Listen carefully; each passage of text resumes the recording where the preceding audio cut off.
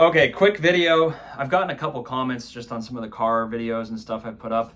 Basically, people saying that like the car that I bought or some of the cars that I'm looking at are not like a real price. It is the real price.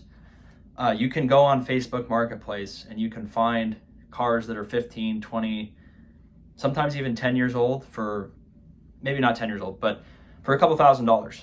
You know, all of the cars I have on there, whether it's a Camry, Corolla, Civic, Accord, some of the Saturns on there, some of the old Chevys, some of the Geos, some of the Chevy Lumina, Malibu, Maximas that are from the 90s and early 2000s. You can find those with 120,000, 140,000 miles for like $1,500. So a guy was saying that, oh, you know, your $900 car, that's my Saturn was $900. That's what I paid for it. Okay. That would be like a lot more today. And it wouldn't. I bought that car in 2021. You could go on Facebook right now and go look for a Saturn from 1998 or 1999 or 2000. You could find one probably with 130, 150,000 miles for like $1,500 or maybe less. Now you have to be a little bit savvy and realize you kind of got to pick through the ones that look like they've been beat to hell, and you probably want to stay away from those ones. But if you find one that has a little bit of lower miles, it looks like it's been maintained well, the person doesn't really want it anymore, you know, they're trying to get rid of it. The guy that I bought mine from initially had it listed at like $3,800 or something, but he just wanted to get rid of it. You know, he kept lowering the price. It was on there for so long. He was asking like $1,900. It turned out he didn't have the title, so I had to file for a new title and everything, but everything was fine. But some people had came and looked at it and didn't want to go through with the transaction. I know how it works with the titles and everything. This guy bought a car and never licensed it in his name. So whatever, I dealt with it.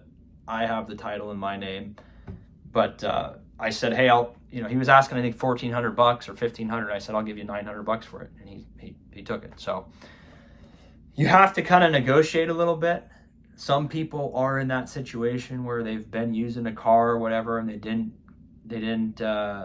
guy didn't want to pay the registration on it or whatever, or put it into his name. So it was still in the other person's name.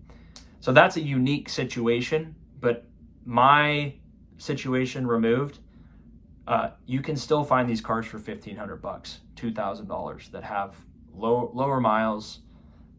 The title, there's no problem there. There's no weird situation going on.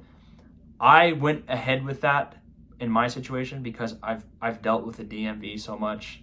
You know, the guy had literally all the original paperwork from the original owner on the car.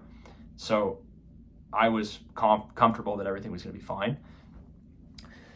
But even today, that car I have probably wouldn't sell for more than like $2,000 because it's a 25-year-old car with 130,000 miles on it. So I might be able to get $1,500 for it.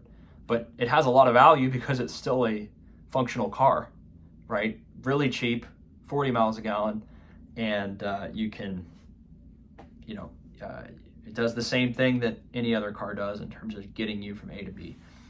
So they are still out there. If you go to a dealership, forget about it. You know, a dealership probably won't even sell that car, and they're gonna want such a premium because they're trying to make money.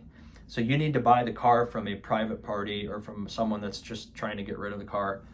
And if it's depreciated enough, like if it's 15 years old or 20 years old, you can get a good deal on it, and you can pay cash, and you can get a reliable car that's going to last for, another 5 to 10 years probably. So it is still possible, but yeah, if you go to a dealership or you're trying to buy a car from someone that's trying to make money off of you, you're not going to end up in a good situation. So you have to understand the type of car that you're buying, the type of person that's selling it. You have to be serious, show up, and then negotiate a little bit and make an offer. And the worst they'll say is no, and a lot of the times maybe they'll meet you in the middle. Maybe it's listed for $2,000, you can get it for like $1,600.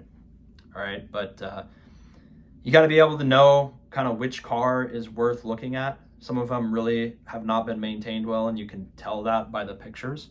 So of course, I understand that sometimes it's a little bit of a risk, but you're getting a lot of the reward by if you do a good job, you don't have to pay a lot of money, and you can get a car that will last a good amount of time. So let me know what you think. Subscribe. Appreciate any of the comments. You guys have a good evening, and we'll see you on the next one. Take care.